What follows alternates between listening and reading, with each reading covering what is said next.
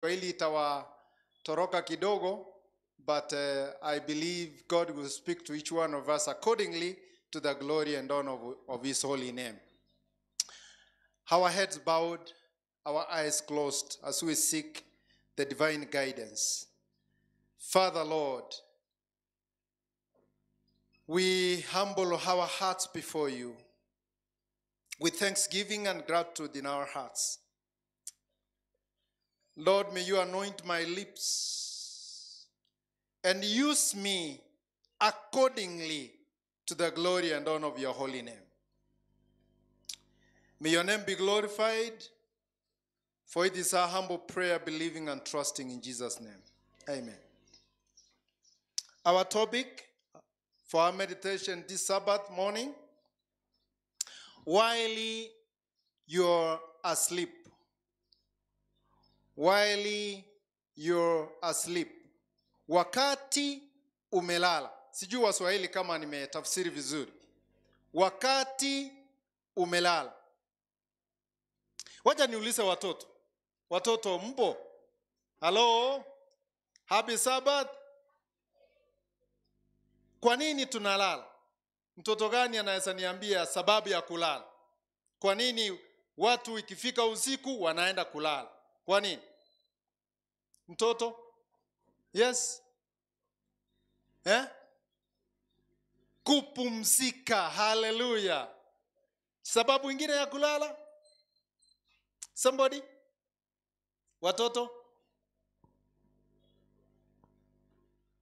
Yeah.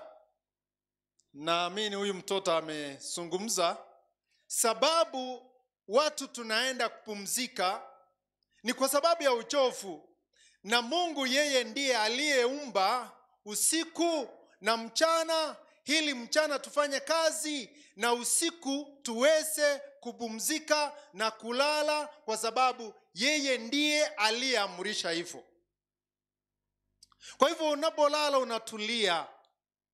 Ndio maana Yesu alipokuja hapa duniani alikuwa anaongea kwa mifano, kwa sababu watu walikuwa wazito kwa kusikiza neno lake, na wengine walikuwa wagumu kiroho.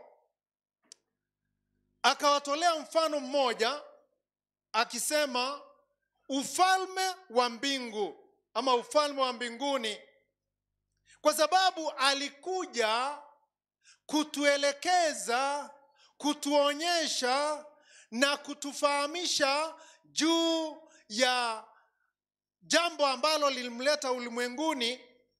Alianza kwa kusema ufalme wa mbinguni. Hilo ndio lengo kuu. Yesu alikuja duniani ili aweze kulitekeleza, ave kwa ajili ya dhambi zetu, ili mimi na wewe tuwe miongoni ya wale ambao watamlaki mawinguni siku ya marejeo yake, tuende mbinguni, mahala ambapo alienda kutuandalia tuishi naye milele na milele. Haleluya. Ndio maana alianza ufalme wa mbinguni umefananishwa na mtu aliyepanda mbegu njema katika shamba lake. Lakini watu walipolala, watu walipokuwa wamepumzika usiku, akaja adui yake akapanda magugu katikati ya ngano, akaenda zake. Lakini nafaka ilipoota na kutoa mazao, magugu pia yakaonekana. Watu wamelala, watu wamepumzika kwa ajili ya uchovu, na kwa sababu Mungu ndiye aliyeamrisha, akaja adui mmoja akapanda magugu ndani ya nini? Ya ngano. Yesu lengo lake kuu alikuja kutuokoa, kutuelekeza na kutuonyesha ufalme wa mbinguni, ufalme wa milele. Yeye lengo lake ni kupanda mbegu njema, mbegu ya furaha, upendo, mbegu ya amani, mbegu ya uvumilivu, mbegu ya utu wema, mbegu ya uaminifu, na mbegu ya upole, unyenyekevu na kiasi. Hiyo ndio mbegu Yesu alikuja kupanda. Ndio maana mtoto mmoja alisema ya kwamba usithubutu kujua mabaya ama dhambi kwa sababu itakuadhiri. Yesu yeye alikuja kupanda mbegu njema. Lakini bahati mbaya, watu walipokuwa wamelala, kuamuka wakati mbegu inaota, kuangalia wakapata magugu ndani ya mbegu. Hata wakaanza kujiuliza moja kwa mwingine, tulipanda mbegu njema, lakini mbona kuna magugu yameonekana ndani ya mbegu? Wakaambia ni adui. Adui ndiye aliyekuja akapanda magugu ndani ya mbegu njema. Singizi, wakati umepumzika. Binadamu na wanyama wanapumzika kwa sababu ya uchovu wa kimwili. Sometimes usingizi hutokea wakati mapigo ya moyo na upumuaji upungua kwa ngazi zao. Wakati umechoka ama wakati umefika hali ya usingizi, hata roho haipigi kawaida. Misuli haifanyi kazi vile inavyofanya wakati wa mchana na wakati unaendelea kufanya kazi. Unatulia, roho inapiga pole pole, hata kupumua. Kuna watu hata wakilala uwezi ukajua ya kwamba amelala, ametulia tu. Na kuna wengine akilala utajua ukweli mtu amelala. Unaweza fikiria ni trakta inalima, unaweza fikiria ni gari kubwa linapanda mlima. Unasikia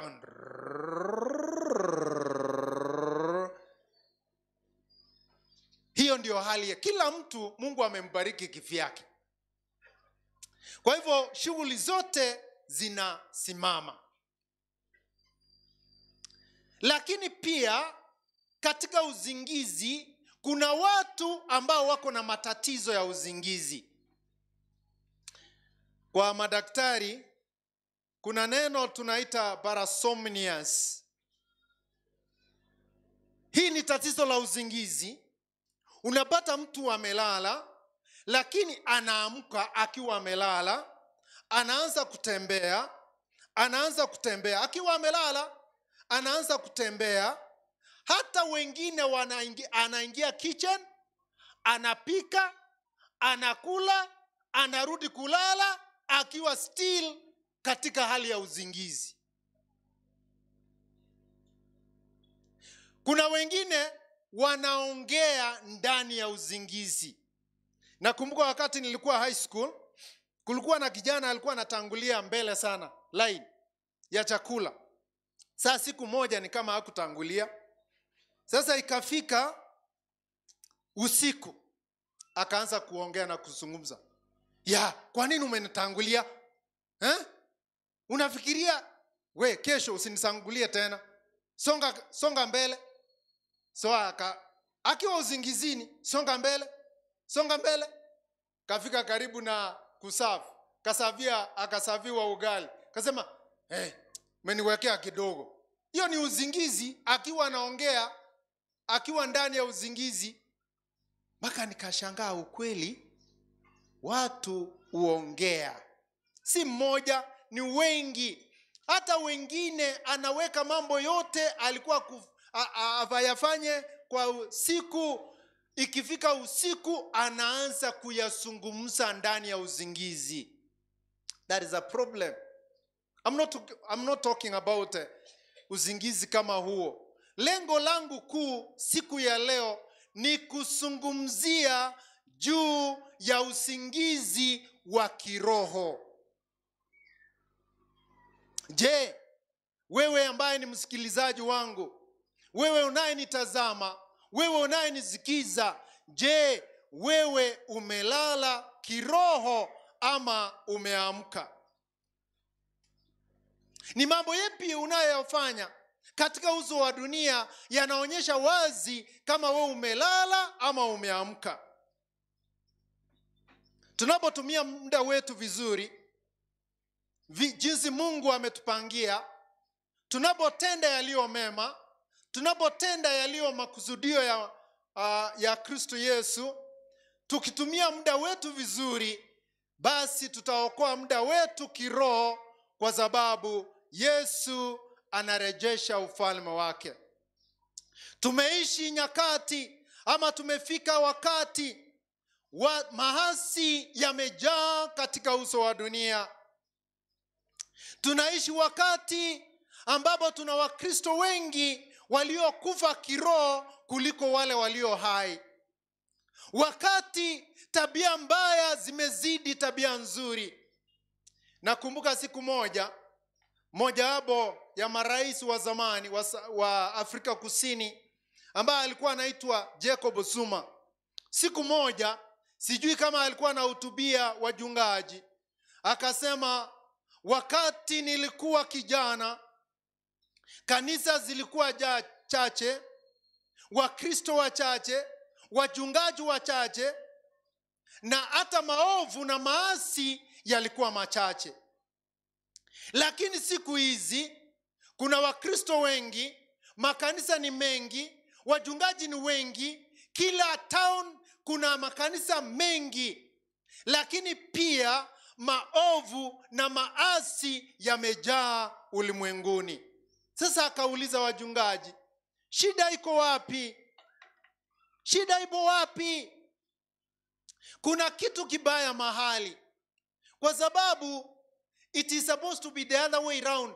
Wakati wa Kristo wamekuwa wengi, makanisa yamekuwa mengi, wachungaji ni wengi, hata maasi yanahitaji kupungua. Where did the rain start beating us? Katika Biblia kuna mifano ya kulala. Mfano wa kwanza ni Mwanzo 2:21-22. Inasema ya kwamba Mungu akamletea Adamu usingizi mzito. Akachukua upavu wake na kumfanyia mwanamke. Kwa hivyo mtu wa kwanza ambaye amerekodiwa katika Biblia kuwa na usingizi ambao ni Mungu mwenyewe alimfanya kuwa na usingizi ni Adamu mwenyewe.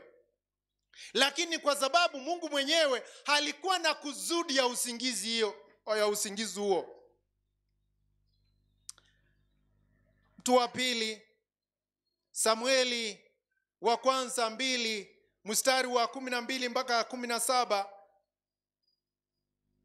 na Samueli wa kwanza 3:10-12. Tunaona tunaona Samueli na vijana wa Eli hapo.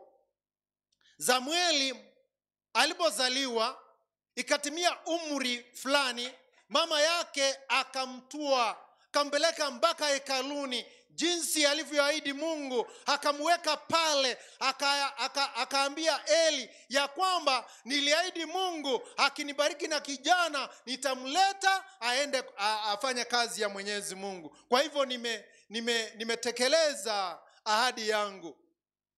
Samueli alipokuwa amelala, Mungu akamtokea kwa usingizi, akamuita, Samuel, Samuel. Samuel kwa sababu hakuwa anajua ni nani anamuita, akakimbia kwa Eli, akamwambia, baba umeniita? Akamwambia, sija kuita, enendeni ulale. Mara ya pili, Samuel, Samuel. Kakimbia tena kwa Eli, umeniita baba? Sija kuita, nendeni ulale. Mara ya tatu, Samuel, Samuel, umeniita? Akakimbia kwa Eli, akamwambia, baba umeniita? Akasema, sija kuita. Akamwambia, sasa unaposikia sauti useme, nipo hapa, zungumza nami Mungu. Samuel, kumbe Mungu alikuwa na makusudio ya kumuita usingizini, na kusudi kuu alikuwa na unabii kwa ajili ya nyumba ya Eli, kwa vijana wake ambao walikuwa na uvizadi, walikuwa na usherati, uzinzi, hata ndani ya hekalu la Mwenyezi Mungu. Ndio maana Mungu alimuita Samueli. Yusufu pia alipokuwa amelala, Mungu akampa ndoto. Hata ngawa ndugu zake walimchukia, lakini Mungu kwa sababu alikuwa na makusudio ya ndoto hizo, ndio maana aliuzwa, lakini Mungu alikuwa ameandaa kuwaokoa ndugu zake wakati wa njaa. Napoangalia Mwanzo 45 mstari wa 5 inasema ya kwamba Mungu alikuwa amechagua na kumtuma mbele yao kwa ajili ya kuhifadhi maisha yao. Nebukadneza alipokuwa amelala, Mungu alimpa uzingizi mzito na ndoto za kinabii ambazo zilikuwa ndoto za vizazi vingi, na hata ilikuwa ina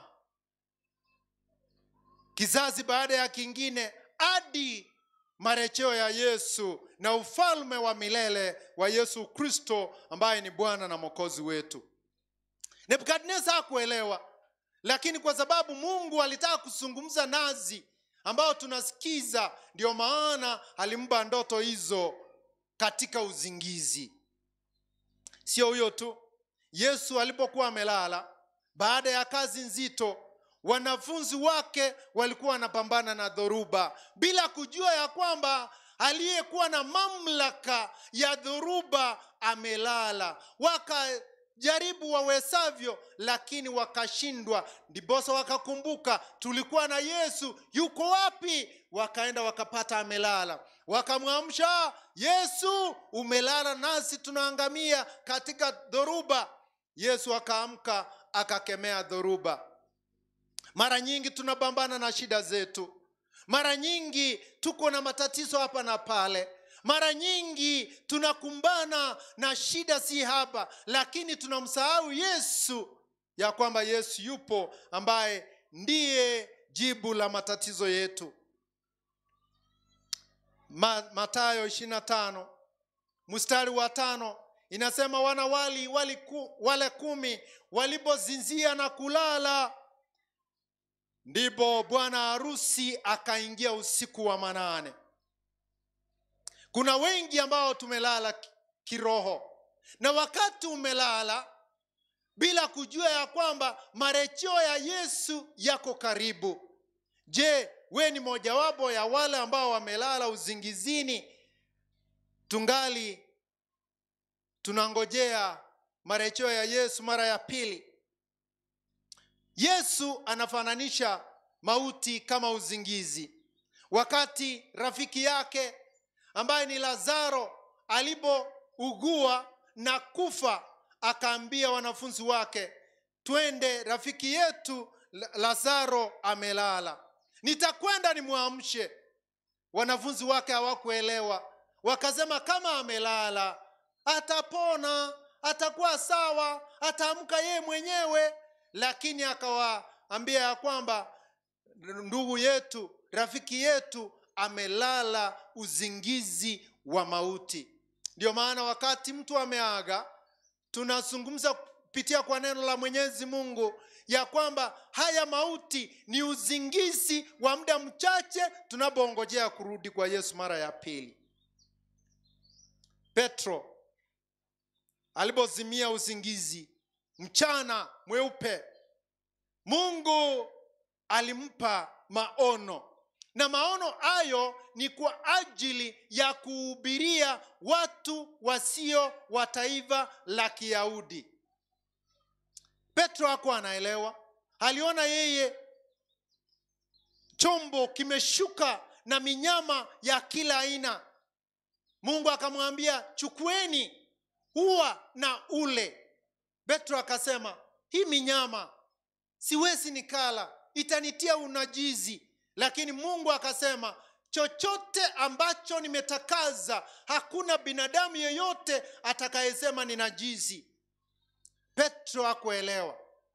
Alipozinduka uzingizini, watu walikuwa wamemngoja, ambao walitumwa na Kornelio ambaye hakuwa Myahudi yeye mwenyewe. Kwa ajili ya Mungu alikuwa anataka Kornelio na familia yake uokolewe. Ndio maana Mungu alimzungumzia Petero ili naye ajue ya kwamba kila mtu Mungu amemuumba ili aweze kuokoka. Mara kwa mara tunakuwa na ubaguzi. Labda kabila hili si langu, labda huyu mtu si wa jamii yangu, labda huyu mtu si walika yangu, lakini Mungu ametuamrisha kila mmoja wetu tuweze kuenenda kote ulimwenguni na kuhubiri injili yake. Tusiwe tumelala kiroho na kuanza ubaguzi hata kanisani. Paulo alipokuwa anahubiri, kulikuwa na kijana mmoja ambaye alikuwa anaitwa Yutiko. Paulo alihubiri mpaka usiku wa manane. Huyu kijana alikuwa ameketi kwa dirisha. Wewe jiulize kwa nini hakuketi ndani ya viti ama mahala ambapo watu wengine walikuwa wamelala. He decided to be at the window, at the edge. Ilipofika usiku wa manane, usingizi ukamlemea. Bahati mbaya ilikuwa orofa ya 3, alianguka chini akafa. Kwa sababu ya nini? Ya uzingizi. Unapolala kiroho, siku moja shetani atakunyemelea na akuangushe chini, ufe milele na milele. Jameni, usilale. Sasa swali ni kwamba, huu ndio wakati wako wa kulala? Jiulize we mwenyewe, ama ulize rafiki yako, ama ulize jamaa wako, ama ulize ndugu yako. Je, huu ndio wakati wa kulala uzingizini, wakati ishara zinaonyesha wazi marejeo ya Yesu ni karibu? Ona matukio yanayotokea katika uso wa dunia. Juzi tu, Ijumaa iliyopita, nilienda kusika watoto 3 walikuwa wameangamia kwa moto.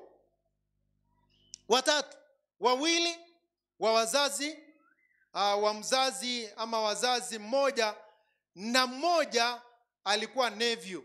Hawa watoto walikuwa kwa jumba moja usiku wa manane. Sijui, hakuna mtu anayefahamu ni yepi yalitokea, lakini usiku wa manane moto ukatokea katika jumba hicho. Wao watoto hawakuwa na mtu wa kuwasaidia, waliangamia wote 3.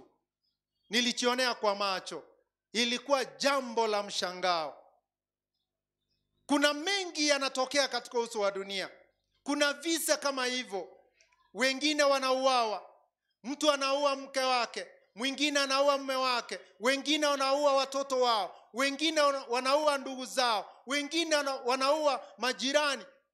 Kuna mambo mengi yanatokea katika uso wa dunia yanaonyesha wazi ya kwamba Yesu yuarejesha ufalme wake, lakini tungali tumelala kiroho. Maovu yamejaa.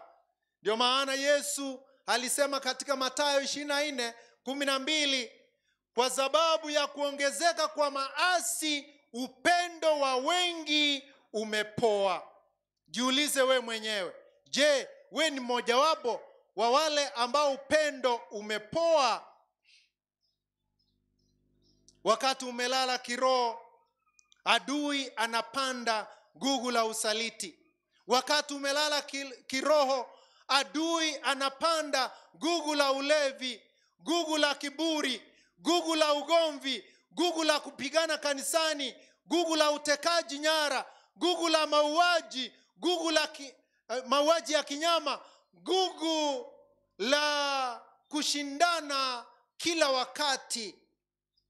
Adui anapanda gugu ndani yako. Wakati umelala kiroho, adui anapanda unyonge, udhaifu wa kusoma neno lake Mwenyezi Mungu na hata maombi.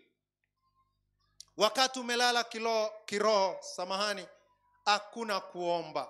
Wakati umelala kiroho, hakuna kusoma neno la Mwenyezi Mungu. Wakati umelala kiroho, kuna kufunja Sabato na kuna uwazi wa hali ya juu. Wakati umelala kiroho, kuna uadui, uwazama, kuzengenyana kanisani, kuna kuharibiana majina kanisani, kuna uzembe na uadui kanisani. Wakati watu wa Kristo wamelala kiroho, wakati wa Kristo wamelala kiroho, kuna uadui na shetani anapanda uchafuko na machafuko ndani ya watoto wetu.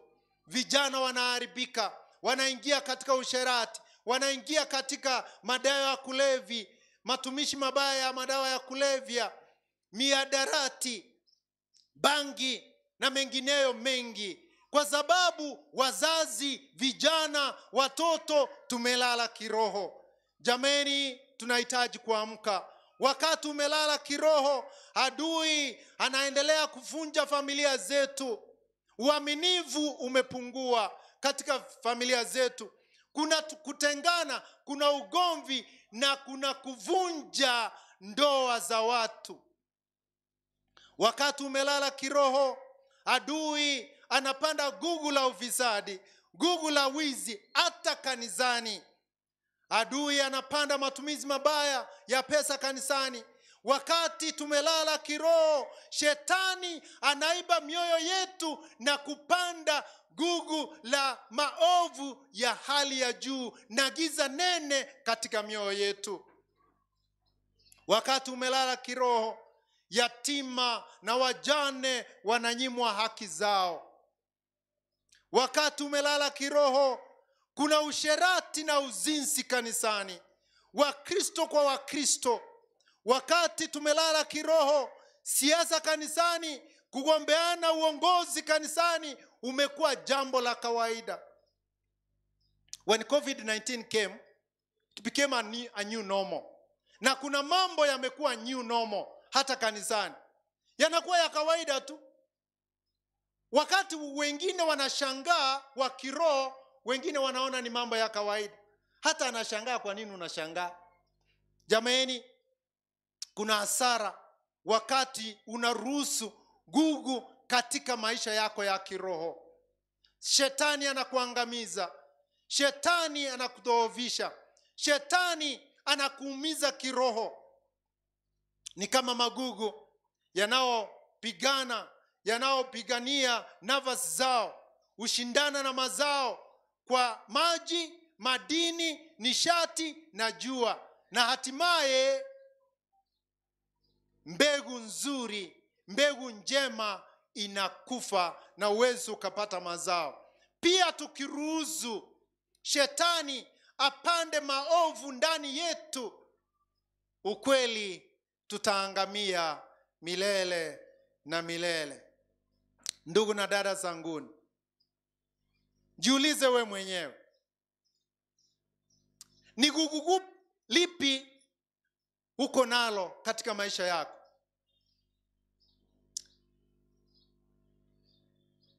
Ni yepi tunang'ang'ania katika maisha haya? Je, umeruhusu shetani amepanda gugu, limekudhoofisha, umekuwa kibofu kirohoni, hata uoni mbele wala nyuma? Kuna askari mmoja alikuwa anaitwa Alexander the Great. Huyu Alexander the Great ama Alexander mkuu alikuwa jenerali mkuu wa kijeshi ambaye sifa zake zilikuwa zimeenea kote ulimwenguni. Hakuna vita lingemshinda ama hakuna vita angeshindwa. Siku moja, ilikuwa usiku wa manane, katika kambi lake la kijeshi, akiwa na sare zake rasmi za kijeshi. Hakuwa analala. Akaanza kutembea kutoka kambi moja kwenda nyingine, kutoka kambi moja kwenda nyingine. Bahati mbaya akafika kwa jeshi moja, askari mmoja ambaye alikuwa amelala akiwa na nguo zake za ulinzi. Wakati huo ukishikwa umelala na nguo za ulinzi, nguo rasmi ama sare rasmi, hakuna discussion. Unamwagiwa mafuta na unateketezwa papo hapo na kiberiti. Sasa huyu jeshi alipokuwa amelala, huyu Alexander mkuu alikuwa anatembea, instinct ikamwamsha. Akafikiria ya kwamba kuna mtu anatembea kuja kwake. Kuna mtu anatembea kuja kwake. Na akaanza kufungua macho. Alipokuwa amefungua macho, mbele yake akaona Alexander mkuu amesimama. Alipomuona amesimama, na yeye akanyanyuka haraka akasimama tense na akapiga salute. Alexander kwa ghadhabu kuu akamuuliza, askari, yes sir,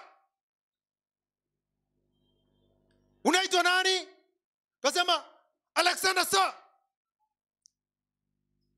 Alexander akafikiria, kwa sababu alikuwa ndani ya uzingizi, hakusikia swali lake.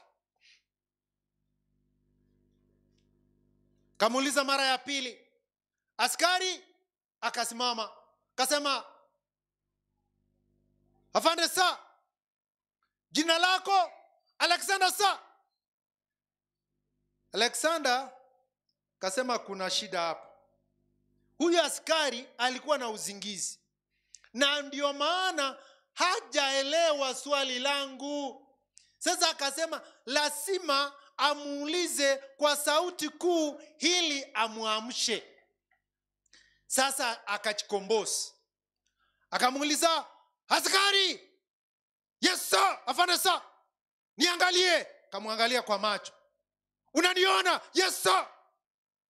Wewe ni mjinga? Yes sir. Jina lako nani? Alexander sir. Alexander akagundua ya kwamba ukweli huyu mtu anaitwa nani? Anaitwa Alexander. Akamuuliza swali, je, unajua adhabu ya kulala ukiwa na sare rasmi? Akasema, afande sir. Akaona yule askari ametetemeka, amesweat. Akamwambia, nimekusamehe lakini usirudie. Akasema, afande sir. Akamwambia, sasa nisikize. Alexander mkuu akamwangalia, akamtazama katika macho yake, akamwambia mambo mawili, sio mambo matatu. Halo? Si mambo matatu. Si mnajua yale mambo matatu? Sio hayo. Lakini yeye alikuwa na mambo mawili. Jambo la kwanza, ubadilishe tabia zako ama ubadilishe jina lako. Mambo mangapi? Mawili. Je, wewe ni Mkristo? Unaitwa jina la Ukristo, jina la Yesu Kristo. Je, tabia zako, mienendo yako, matamshi yako yanaenenda kulingana na matakwa ya mbinguni? Unaitwa Mkristo. Je, wewe ni mnyenyekevu? Uko na upendo? Uko na uvumilivu? Wewe ni mwaminifu? Ule wimbo ambao tuliimba number 77, wapi chorister? Number 77, the first stanza inasema nini? Je, mlinzi, imba stanza ya kwanza.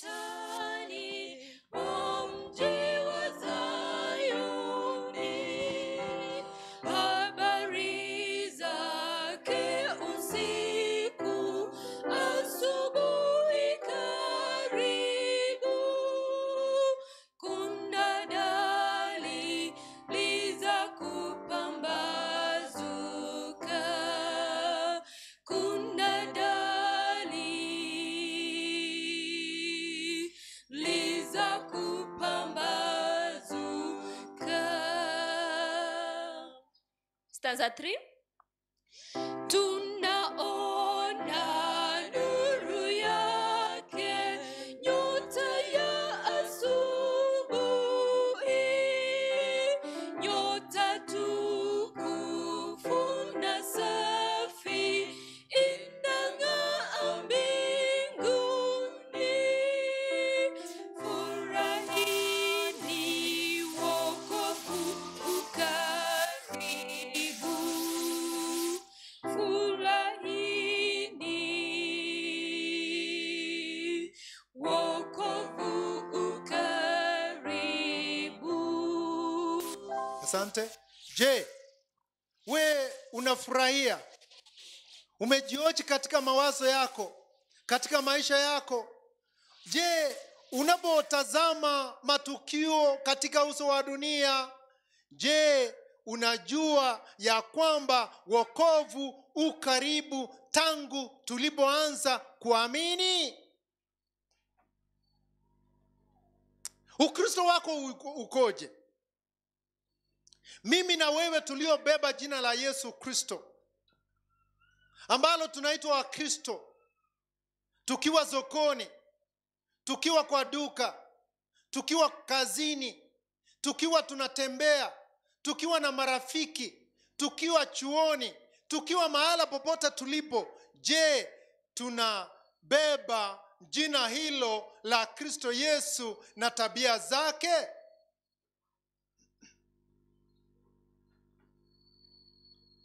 Warumi 13 fungu la 11 mpaka 13.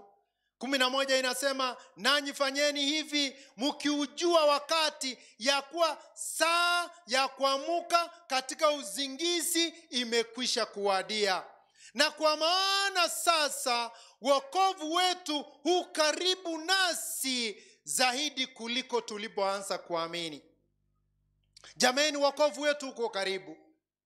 Tangu tulipoanza kuamini, tangu haya maneno yaliandikwa, wokovu wetu umekaribia.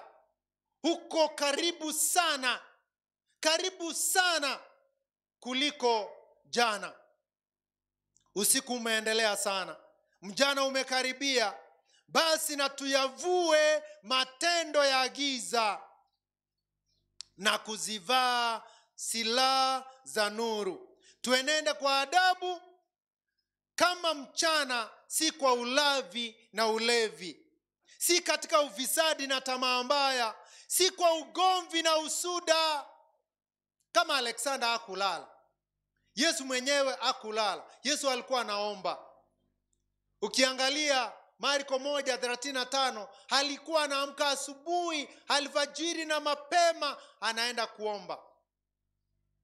Luka 6:12, Yesu aliomba usiku wote, usiku kucha, bila kulala, kwa sababu ya kazi iliyokuwa mbele yake. Kabla ya kusulubishwa, Yesu alienda Getsemani kuomba. Alienda na wanafunzi wake, lakini bahati mbaya wanafunzi walikuwa wanalala Yesu alipokuwa anaendelea kuomba. Waibrania 7:25 inasema Yesu yuko mbinguni akituombea, lakini wewe huwezi ukajiombea. Wengine tunaenda kwa maombi mbandala. Waombaji, unasikia muombaji yako daraja 2, unakimbia huko. Unasikia muombaji yako sijui wapi Nyanjo, unakimbia huko. Unasikia muombaji yako sijui Chogo, unakimbia huko. Badala ya kujiombea we mwenyewe na kutubu dhambi zako. Usiku umeendelea, mchana unakaribia. Tuenende katika njia za nuru, sio njia za giza. Tuvaeni Bwana Yesu Kristo na tusiuangalie mwili hata kuwasha tamaa zake, vile huyu kijana alisema. Waefeso 5:14 mpaka 16 inasema, kwa hiyo asema, amka wewe uzinziaye, ufufuke katika wafu, naye Kristo atakuangazia. Basi angalieni jinsi mnavyoenenda. Wakati mtu anatembea katika njia ya matope na katika njia iliyo safi, ni wakati upi unakuwa mwangalivu? Ni njia gani? Njia ya matope. Unakuwa mwangalivu ili usifanye nini? Usianguke chini. Mara kwa mara tumeenda hata kwa harusi, tunaingia vijijini, tunaingia katika njia zingine, hata kupita inakuwa shida. Vijana wanabeba bibi ya harusi juu ili asifanye nini? Hasichafuke. Sasa sisi tumejichafua matopeni ya shetani, na Mungu anasema tutoroke kutoka pale. Yesu ametuangazia mwanga wake. Tuangalie jinsi tunavyoenenda, si kama wajinga, bali kama watu wenye hekima, tukiukomboa wakati, kwa sababu maana zama hizi tunamoishi ni zama za uovu. Jamani, tutembee kwa uangalivu. Tuenende katika njia za Mwenyezi Mungu. Tutembee jinsi Mungu anahitaji. Tuutumie muda wetu vizuri kwa maombi, kwa kusoma neno la Mwenyezi Mungu. Tuutumie muda wetu vizuri kwa kuhubiri neno la Mwenyezi Mungu. Tuchunge mawazo yetu, tuchunge matamshi yetu, tuchunge mienendo yetu.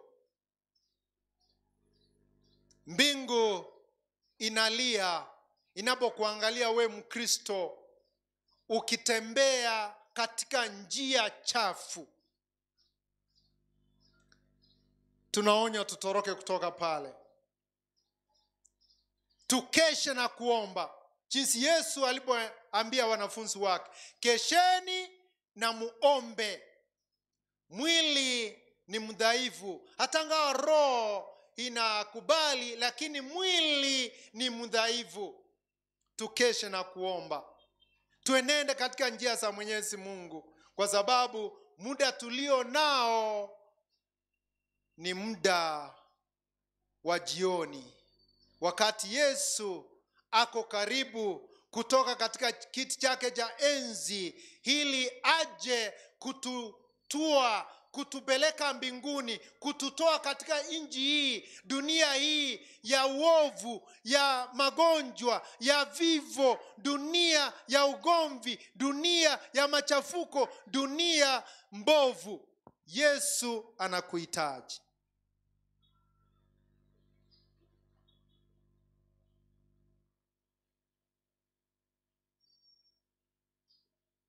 Maombi yangu kwetu sisi ni kwamba Mungu atusaidie. Mungu atupe nguvu, atupe ujasiri. Tukubali Roho wake Mtakatifu ili aweze kuisha mioyo yetu na matamshi yetu na mienendo yetu na tabia zetu, ili tuweze kuwa mvuto kwa wengine, na kwa pamoja tuweze kuwa tayari kumlaki Yesu mawinguni akirejesha ufalme wake. Mimi na wewe tuwe miongoni ya wale ambao watamlaki mawinguni, kuimba wimbo wa Musa na mwana kondoo, tukienda mji ule alienda kutuandalia, tuishi naye milele na milele.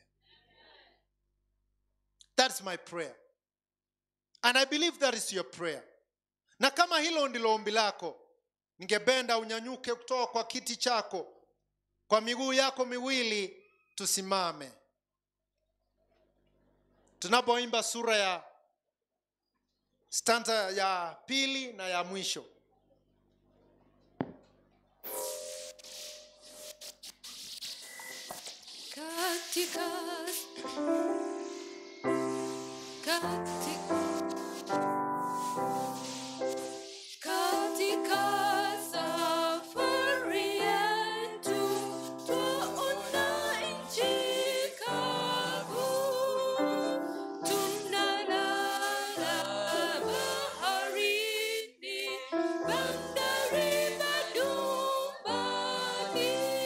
Kweli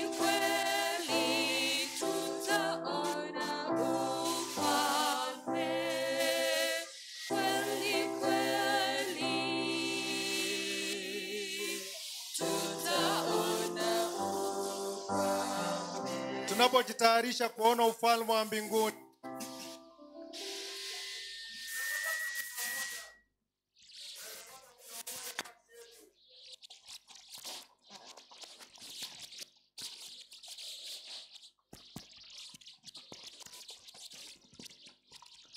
Tunapojitayarisha kwa ajili ya ufalme wa mbinguni. Unasabata kuna mmoja kati yetu, labda we ni mgonjwa, labda uko na mgonjwa na unahitaji maombi ya kipekee. Labda kuna shida fulani, labda kuna gugu fulani linakusumbua katika maisha yako, na ungependa kulisalimisha kwa Yesu mwenyewe, ili yeye aweze kutembea pamoja nawe na akutayarishe katika mawazo yako, katika maongezi yako, katika tabia zako kwa ajili ya marejeo yake mara ya pili. Kama uko na ombi la kipekee, sijui mahala popote ulipo, yule ambaye anaweza tembea hapa mbele itakuwa sawa. Kama unaweza kutembea hapa mbele, anybody with a special prayer that you need God to intervene in your life. Could be you have a patient somewhere. Could be you yourself.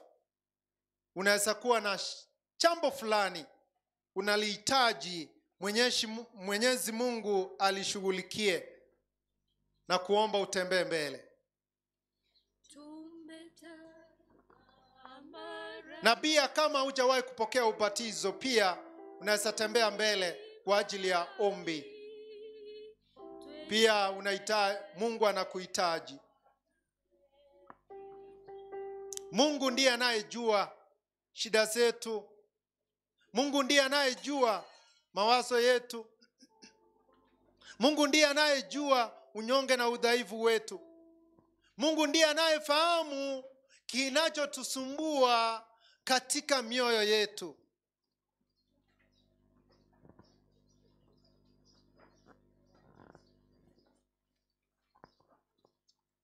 Pia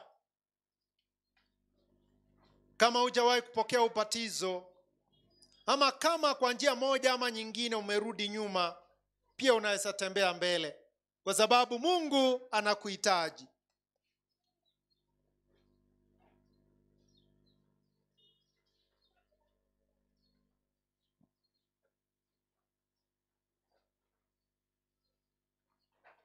Jamani, kama mtu ametoka mahala ambapo umeketi na ni rafiki yako wa dhati, chunge mizigo yake, sababu kuna wengine wanateka advantage. However, najua kuna CCTV mahali, kwa hivyo unapochukua uchunge. Kwa wale ambao umekuja mbele, kuna yeyote angependa kupokea ubatizo siku moja? Kuna yeyote ambaye atapokea ubatizo na angependa kupokea ubatizo siku moja? Nyoshe mkono wake juu. Stand body. Stand body. Okay. Stand body. Stand body. Naona kuna mkono mmoja. Stand body. Just move a step forward. Just a step forward kindly. The stand body ambaye anaomba naye siku moja Mungu amsaidie aweze kupokea ubatizo na enende katika njia za Mwenyezi Mungu. Naomba just a step forward. Mkono wangu wa kulia, mkono wangu wa kushoto. Wale ambao wangependa kupokea ubatizo, mkono wangu wa kushoto. Na karani wa kanisa kindly take their names as we sing the last stanza. Is there anybody? Kama kuna yeyote ambaye hajawahi kupokea ubatizo na unaomba ya kwamba Mungu akusaidie nawe siku moja uwe miongoni ya wale ambao watamlaki mawinguni, kindly I request you come up front kwa ajili ya kujitayarisha kwa ubatizo wakati wowote kuanzia sasa. Kama kuna yeyote, naomba utembee mbele ili nawe uwe miongoni ya wale ambao watamlaki Yesu siku atakaporejesha ufalme wake. Kindly church clerk, take their names as we sing stanza 4. Stanza 4. Kama upo upande huu unaweza kuja upande huu, wala ambao hawatapokea ubatizo.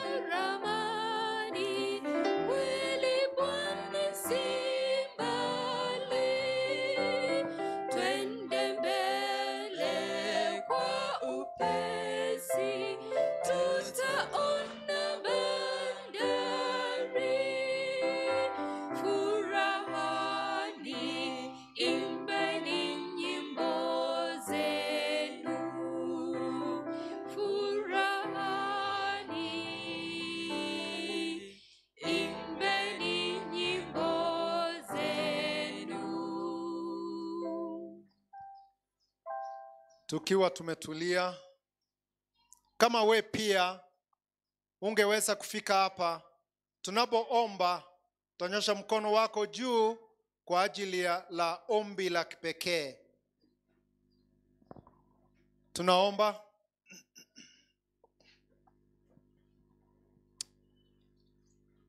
Baba Mungu wetu, muumba wa mbingu na nchi,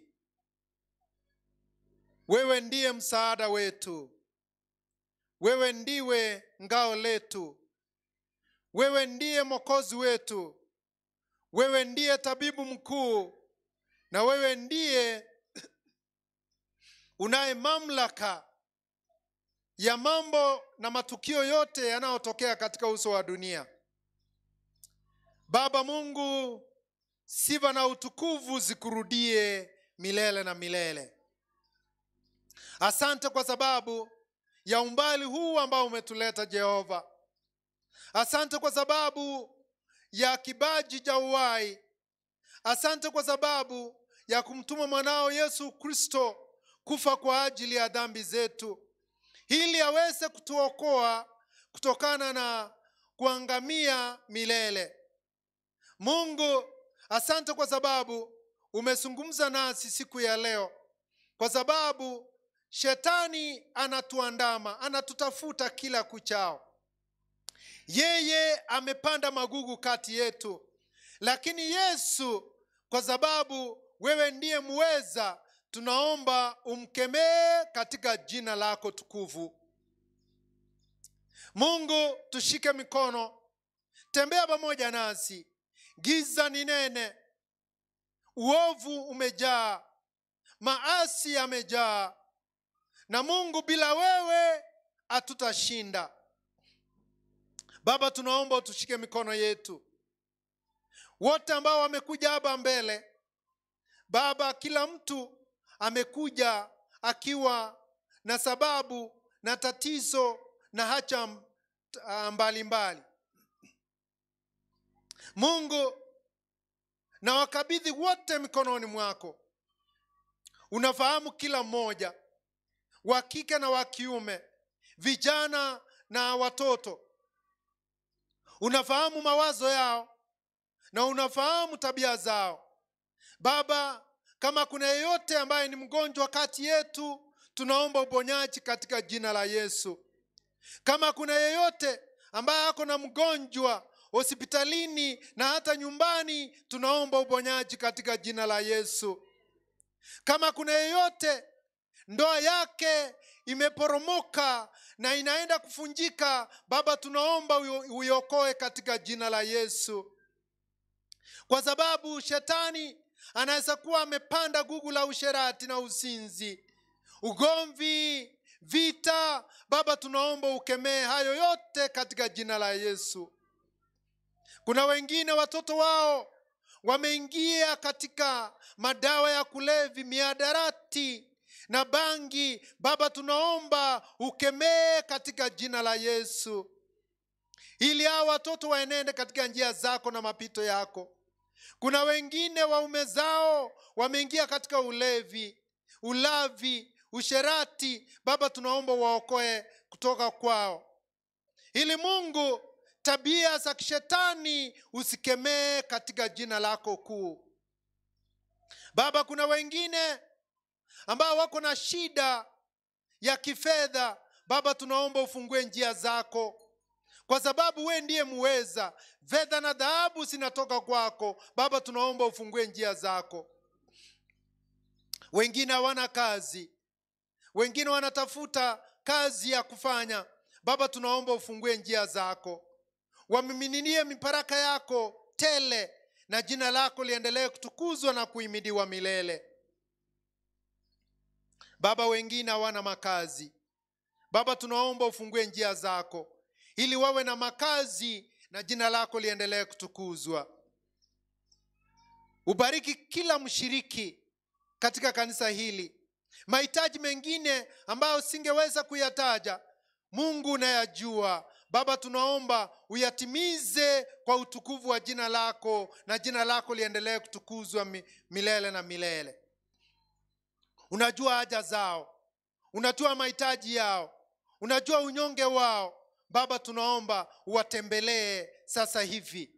Watakapotoka hapa, wawe na amani katika mioyo yao, wawe na imani katika mioyo yao, na wawe na matumaini licha ya kwamba wanaumia. Mungu utawatatulia shida zao, na jina lako litaendelea kutukuzwa milele na milele.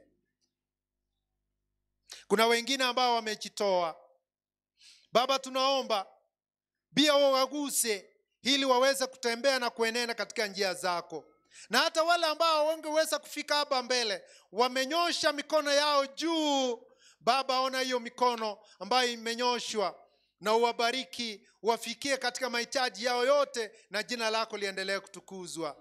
Kama kuna mwingine ambaye labda kwa njia moja ama nyingine anapambana na dhambi fulani, Baba tunaomba umuokoe. Samehe dhambi na makosa yetu, tuhesabie haki, na utukumbuke katika ufalme wa mbinguni. Kuna wengine ambao wako na matarajio mbalimbali. Baba tunaomba watimizie. Bariki wazee wa kanisa hili, bariki pastor wa kanisa hili, bariki wakubwa kwa wadogo, wazee kwa wamama, vijana kwa watoto. Kila mmoja umtimizie hitaji lake, na jina lako liendelee kutukuzwa. Asante Mungu, tuandae kwa marejeo yako mara ya pili. Asante kwa yote na vyote, kwa maana tumeomba tukiamini ya kwamba umesikia ombi letu. Ni katika jina tukufu la Yesu Kristo aliye Bwana na Mwokozi wetu. Kila mmoja aseme amen.